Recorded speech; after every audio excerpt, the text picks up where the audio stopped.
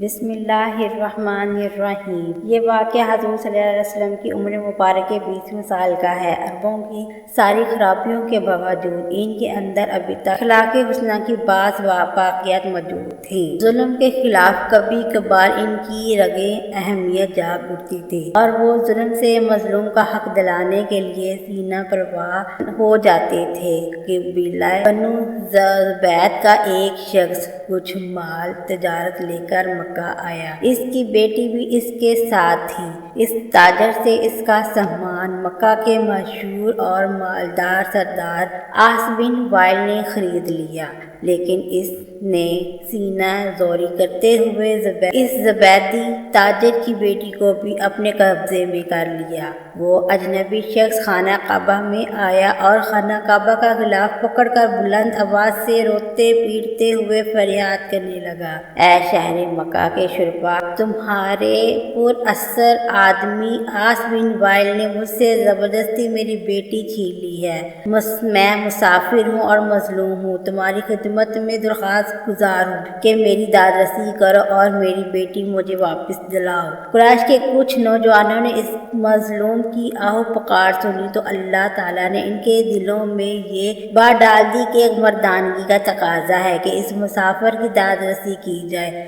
اللہ تعالیٰ نے اپنے گھر کے اندر یہ مظلوم کی داد رسی شرف قبولیت بخشتے ہوئے ان لوگوں کے دل خیر کی جانب آمادہ کی ہے۔ یہ کتنے لوگ تھے، اس پر کوئی مسند حوالہ ہماری نظر سے نہیں گزر رہا، البتہ گمان غالب یہ ہے کہ یہ لوگ درجن بھر کے لگ بھگ ہوں گے۔ نبی کریم صلی اللہ علیہ وسلم ان میں پیش تھے۔ یہ سب لوگ اس زبیدی کو اپنے ساتھ لے کر عاص بن وائل کے دروازے پر پہنچے۔ اسے باہر بلایا گیا اور سب نے یک زبان ہو کر کہا کہ اس مظلوم تم نے کیوں ظلم ڈھایا ہے؟ اس ظالم نے کہا کہ میں نے کوئی ظلم نہیں ڈھایا، وہ لڑکی کنیز ہے، جب مال کا سودا کیا تو یہ لڑکی بھی میں اس شخص سے خرید لی۔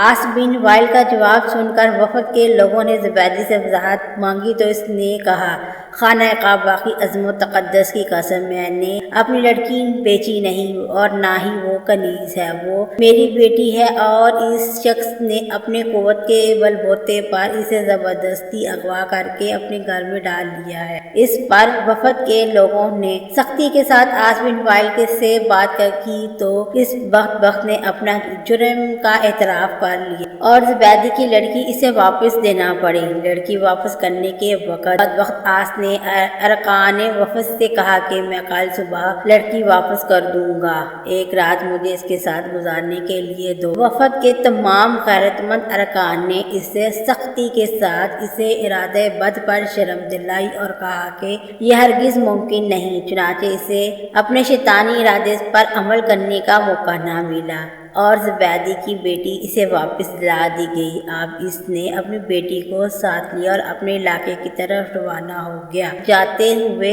وہ اور اس کی بیٹی ان تمام نوجوانوں کو دعائیں دے رہے تھے جنہوں نے ان کی داد رسی کی۔ مظلوم کی بد دعا بھی عرش تک بلا روک ٹوک پہنچتی ہے اور اس کی دعا بھی۔ وہ قریشی نوجوان خوش نصیب تھے جنہوں نے مظلوم سے دعائیں لیں۔ جب اس تنازع کا فیصلہ ہو گیا تو وفد کے ارکان میں سے بعض نے مشورہ دیا کہ اس قسم کے واقعے وقتاً فوقتاً رونما ہوتے رہتے ہیں، کیا ہی اچھا ہو کہ ہم آپس میں حلف اٹھائیں کہ ہم ظالم کے مقابلے میں ہر مظلوم کی مدد کریں گے، خواہ وہ کوئی بھی ہو۔